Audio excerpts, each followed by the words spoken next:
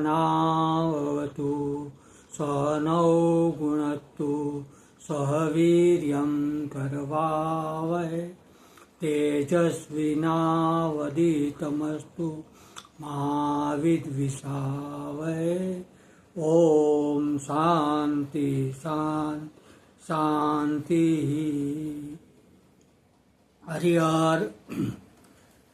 હરિહર પરિવારના બધા સભ્યોને સજા કરીને હરિહર। આજની दृष्टांत कथा का नाम है राक्षस। नाम सुन के थोड़ा अजीब लगा होगा, लेकिन ये दृष्टांत कथा ऐसी है। तो ये महाभारत काल की ये बात है। जब भी महाभारत का युद्ध चल रहा था तभी कृष्ण भगवान और बलराम जी वो दोनों एक जगह से दूसरी जगह जा रहे थे। इतने में बीच में जंगल आ गया और रात होने को हो गई। तो अभी रात को जंगल में जाना ठीक नहीं था। तो कृष्ण भगवान बोले कि हम यहीं कहीं रात रुक जाते हैं और सुबह अर्ली मॉर्निंग सुबह हम जल्दी जल्दी निकल जाएंगे। बोले ठीक है।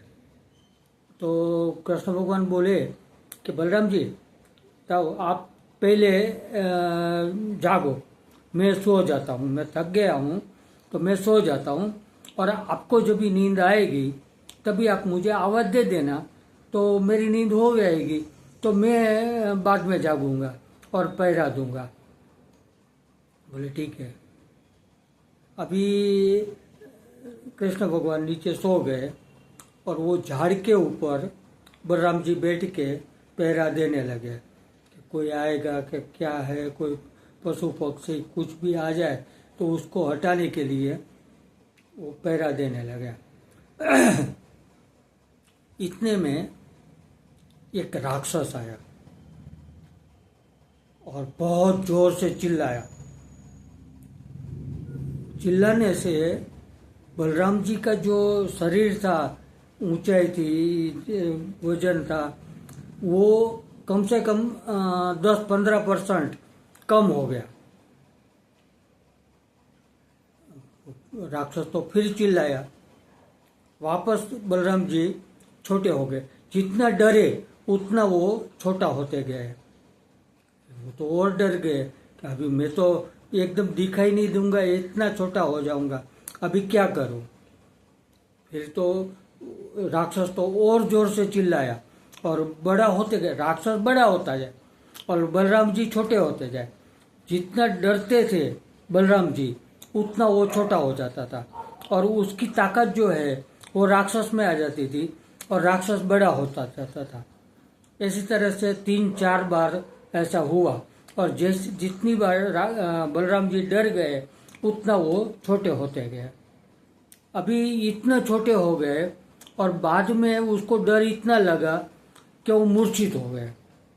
मूर्छित होने के पहले उसके मुंह से आवाज निकल गई, कृष्णा कृष्णा कृष्णा कृष्णा, ऐसी तरह से आवाज लगा दी और मूर्छित हो गए। तो वो तो दिखाई नहीं देंगे, इतना वो छोटे हो गए थे। कृष्ण भगवान नींद में से उठ गए। उसने देखा कि वो थक गए होंगे, इसके लिए सो गए होंगे, कहीं पे भी झाड़ पे कहीं पे भी उसको जगह सोने की मिली होगी, वहाँ पे सो गए। उसने उसे ढूंढने की कुछ कोशिश नहीं की और वो भी पहरा देने लगे। उतने में फिर से वो राक्षस आया, वो जो डरने वाले सी ताकत से वो खुद बड़ा होता जाता था, ऐसा जो राक्षस का वरदान था। वो राक्षस आया, कृष्ण भगवान के सामने चिल्लाया। कृष्ण भगवान तो डरने वाले थोड़ी है, वो डरे नहीं। तो राक्षस थोड़ा कमजोर हो गया और कृष्ण भगवान बड़े हो गए।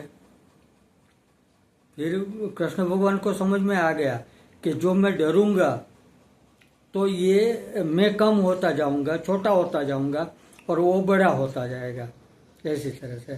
तो वो डरे नहीं ऐसे ही हंसते रहे।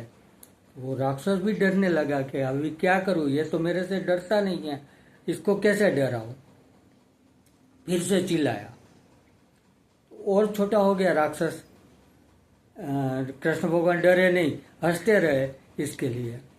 फिर इतना छोटा हो गया कि उसने हथेली में ले लिया, वो राक्षस को था ना, उसको हथेली में ले लिया, और वो धोती का जो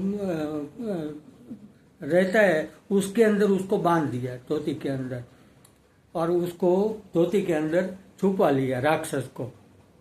सो गए वो तो। सुबह जब ये नींद उड़ी, बलराम जी भी उठे और भोर हो गई थी, प्रभात हो गया था, तो चलने का चालू किया। इतने में बलराम जी बोले, कल रात को एक बहुत बड़ा राक्षस आया था और बहुत चिल्लाता था। कृष्ण भगवान बोले, अच्छा, एक मिनट रुक। ऐसा करके वो धोती के अंदर से जो बांधा हुआ था ना राक्षस, उसको निकाला और उसको बोले कि ये तो नहीं ना। बोले, हाँ यही था। वो तो बढ़ता जाता था और मैं छोटा होता गया था, इतना छोटा मैं हो गया था।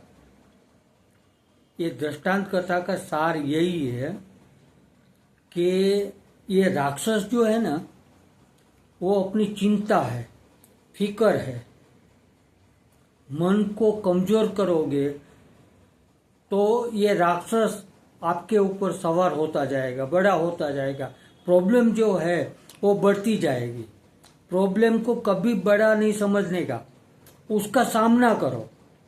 तुम जितना सामना करोगे उतना वो प्रॉब्लम छोटा होता जाएगा और तुम जीत जाओगे, प्रॉब्लम को हल कर सकोगे।